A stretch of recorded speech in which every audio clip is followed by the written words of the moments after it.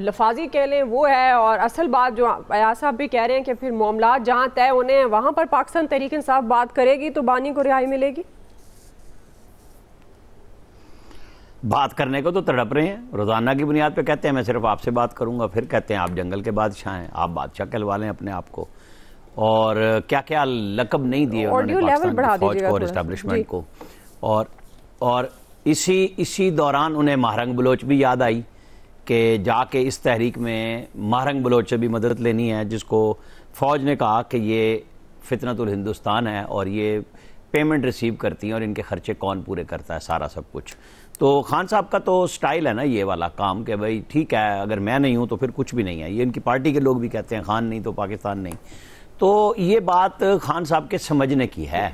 हम तो बात बड़ी ओपन करते हैं, बड़े लोग तनकीद भी करते हैं कि जी आप कह देते हैं फलाना संभाल रहा है जेल को और फलाना, अरे भाई मेरे ना कहने से क्या संभालना बंद हो जाएगा? खान साहब खड़े होकर कर्नल कर्नल नहीं कर रहे होते वहीं पे, ये हमारे इमरान असगर वगैरह को कहते थे तुम सारे मेजर कर्नल हो, और बाद में इन्हें पता लगा कि ये जेन्युइन रिपोर्टर हैं, अब उनके बगैर बात भी नहीं करते कि नहीं वो जर्नलिस्ट आएंगे तो मैं बात करूंगा। देखे ना, कोई बात सीधी होनी चाहिए कि पॉलिटिकल आदमी को अपने पॉलिटिकल लोगों से रब्ता रखना चाहिए। अब वो जो मैं बार बार मिसाल देता हूं कि ये पुलिस मारेगी तो हम इनकलाब कैसे लाएंगे, तो जो सेक्रेटरी जनरल साहब जिनके जरिए ये अब तहरीक चलवा रहे हैं वो कह रहे थे कि अगर ये हमें लाहौर से बाहर नहीं जाने देंगे तो मैं वहां क्या पहुंचूंगा। अच्छा, ये जो इमरान खान साहब थे जब जेल से बाहर 25 मई 2022 खुद थे ना, सवाबी में हेलीकॉप्टर पे उतरे थे और लीड करके आए थे और गायब हो गए रात को। ये 26 नवंबर को आर्मी चीफ की तकर्री यानी जनरल मौजूदा फील्ड मार्शल की तकरीरी को रुकवाने के लिए पिंडी भी आए थे जब बीमार थे, तकलीफ हुई थी, वो छर्रों वाली जो थी वजीराबाद वाली, तो उसके बाद ये नाकाम हुए। ये खुद आए थे ना दोनों दफ़ा, फिर इनकी पार्टी के लोग 3 दफ़ा आए, वज़ीर आला छल्लावे बने, 12 जिलों से पहुंच गए। फिर वो उमर अयूब ने ऐसी हमें वो जो मूवी होती है हॉलीवुड की कि ये दामन को के रस्तों से इनकी गाड़ियां जो है ना वो ट्रकों को धक्के देते हुए और उड़ते हुए पहुंच गई, हरीपुर चले गए, बेगम बुशरा भी और ये भी थे सारे। अब ये फिर उन्हीं के साथ लग गए हैं कि जी सलमान अकरम राजा और उमर अयूब मेरी तहरीक चलाएंगे और मैं कमांडर, वो बनना तो इन्होंने एंड पे वही है ना, पैटर्न इन चीफ से कमांडर इन चीफ बन जाएंगे। फर्क नहीं पड़ता होते से कि भाई आपने क्या अपने आप को कहलवाना है, आप भी तो बादशाह है ना, जो मर्जी अपने लिए आप कर लें। लेकिन इशू ये है कि ये बात सबको पता थी कि आज के केस में तब जमानत हो सकती थी जैसे इनकी पहले तोशाखाना 1 में आके वो एक सजा में उन्होंने कहा जी हमें कोई इतराज़ नहीं है, इसके अंदर नीचे बहुत गड़बड़ हुई है, तो प्रोसिक्यूशन ने नैब ने आके कहा कि हमें इनकी सजा की सस्पेंशन पे कोई इतराज़ नहीं है, या तो ये काम हो जाता। लेकिन जब 5 रुकनी टीम बनी फिर इन्होंने यजीद वक्त करार दिया और हमने कहा कि नहीं ये नहीं हो सकता, तो आज तो नोटिस हो गया। मैं समझता हूं कि बड़ी बात है कि 11 तारीख मिल गई इनको, वरना प्रोसिक्यूशन ने तो 4 हफ्ते मांगे थे, लेकिन अब प्रोसिक्यूटर ज़ाहिर है आज तो नहीं तैनात हुआ, जो नया स्पेशल होना था वो अब होगा 10 तारीख को जिस दिन बजट है, अगर हुआ तो वो सुबह आके कह देंगे, एन मुमकिन है ना कि वो ये कह दें कि जनाब मेरा तो रात का नोटिफिकेशन हुआ है, मैंने तो फाइल नहीं देखी, मुझे भी टाइम चाहिए। अभी ये चीजें चलेंगी, ये प्रोसिक्यूशन हमेशा हरबे इख्तियार करती है, और जहां जिस तरह आज इमरान खान साहब के वकला ने कहा सलमान अकरम राजा अगर अंदर नहीं आएंगे हम आपकी गवाहियां नहीं होने देंगे, ठीक है, तो एक गवाह हो गया जो मेन मरकजी गवाह था इंस्पेक्टर, बाकी 2 की नहीं होने दी कि जी सलमान अकरम राजा को लाओ। प्रोसिक्यूशन ने कहा नहीं वो तो सिर्फ पढ़ने के लिए आ रहे हैं ताकि तहरीक चलवा सके और इनकी।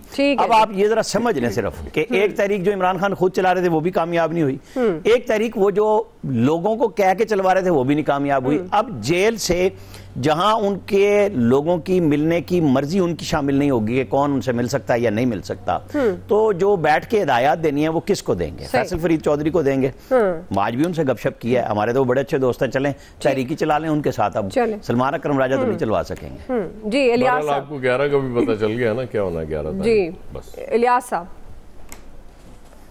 देखिए जो था आज तक रिहाई का जो सारी रिहाई की जो सारी उम्मीदें थी वो दम तोड़ गई। अब जाहिर है इनको समझ हो जानी चाहिए पीटीआई को कि उनकी क़यादत को कि इनको रिहा होना है तो क्या तरीकाकार अपनाना पड़ेगा। तो जाहिर है वो जिस तरह कह रहे हैं कि जी वो बात करना चाहते हैं गवर्नमेंट से तो बातचीत नहीं कर सकते, बात करनी है और तरीकाकार आपको भी पता है, सबको पता है, जो कह रहे हैं सब ढके छुपे में कि एस्टैब्लिशमेंट से सीधी बात करें तो रिहाई मिल सकती है, तो एस्टैब्लिशमेंट इनसे बात नहीं करना चाहती। अभी तक तो कोई इनको नहीं मिला कि कोई सिलसिला कोई राब्ता वगैरह कि अगर हो सके, अगर इनको फौरी तौर पर अगर मिले कि एस्टैब्लिशमेंट से बात करनी है तो वो फिर इनके मामला हल होते नज़र आते हैं। इनके केसेस वगैरह जो हैं वो सारे अदालत में ही हल होंगे। तो अदालत में हल होने, क्योंकि ऐसे जो केसेस हैं जैसे नवाज शरीफ पर थे केसेस वगैरह, वो देखें एक एक करके सारे हल होंगे। अब ये वाले जो केसेस हैं ये भी बिल्कुल इसी तरह ही हल होंगे जिस तरह के बने। लेकिन ये 190 मिलियन पाउंड का जो मामला है ये ज़रा पेचीदा है इनका केस हल होने में, क्योंकि इनमें पैसे की ट्रांजैक्शंस हुई हैं, इसके पास सबूत हैं। बाकी जो केसेस हैं उसमें मामला और है, इसमें मामला आए हैं कि पैसे आए हैं और कहाँ इस्तेमाल हुए हैं, ज़ाती नाम लेके अपने इस्तेमाल किए गए। ठीक, जाहिर है अब ये यहाँ जो केसेस हमारे मुल्क में बनते हैं वो सारे सियासी मामला होते हैं, तो इनका केस अगर बनाना चाहें तो इसमें लटका भी सकते हैं। इनमें प्रोसिक्यूटर आएगा जो भी होगा, इसमें इनको सजा मुअत्तल जो करने के लिए इन्होंने दरख्वास्त की है, तो वह जाहिर है इसमें जब तक ऊपर से जब तक वो मामला तय नहीं पाएंगे इनके पॉलिटिकली, तो तब तक ये वैसे ही रहेगा। ये केसेस में इनकी जो सजा की माफ़ी है ये इनको नज़र आ रहा है पीटीआई को कि जी इससे पहले बाहर आ जाएंगे, क्योंकि इससे पहले भी कई दफ़ा इन्होंने मामला उठाए। सियासी प्रेशर डाल के तो देख लिया इन्होंने, सियासी प्रेशर से तो कोई मसला या एहतजाज करके कोई प्रेशर बाहर से कोई हल होता हुआ नज़र नहीं आया।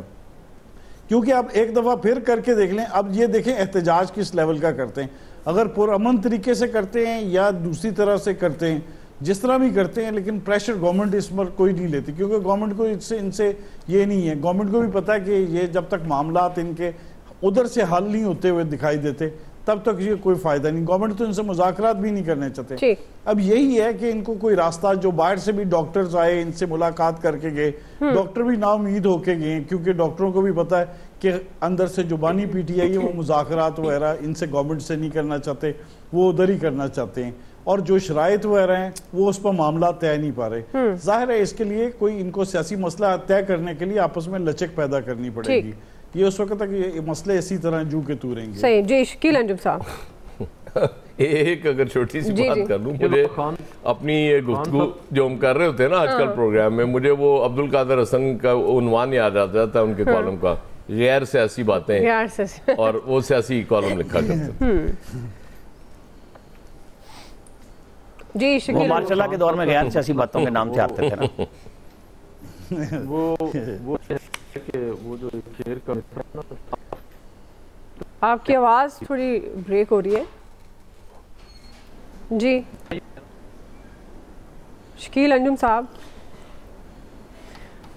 चलें जी, कोई ऑडियो इशू आ गया है, बहरहाल ब्रेक ले लेते हैं। ब्रेक से हम वापस आएंगे, दूसरा सवाल एक्सपर्ट्स के सामने रखेंगे अगले माली साल के बजट के हवाले से।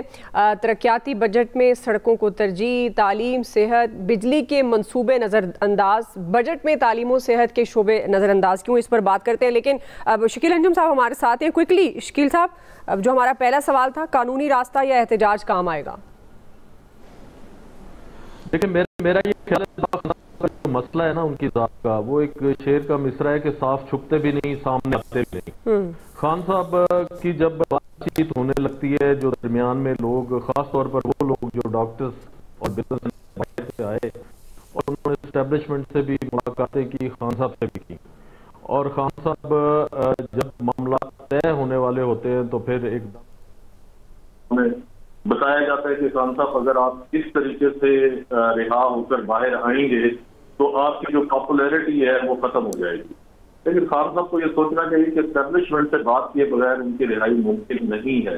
उनको देख लेना चाहिए कि माजी में PMLN ने जब मियां नवाज शरीफ को पानामा में निकाला गया तो उन्होंने वोट को इज्जत दो का नारा लगाया, उसके बाद फिर उन्होंने एस्टेब्लिशमेंट से बात की, और जब उनके प्लेट गिर रहे थे तो फिर उसके बाद वो मुल्क से वापस गए, और फिर वही PMLN जिसके बारे में कहा जाता था कि वो इक़्तिदार में नहीं आएगी, वो इस वक्त इक़्तिदार में है, और खान साहब जो है वो जेल के अंदर।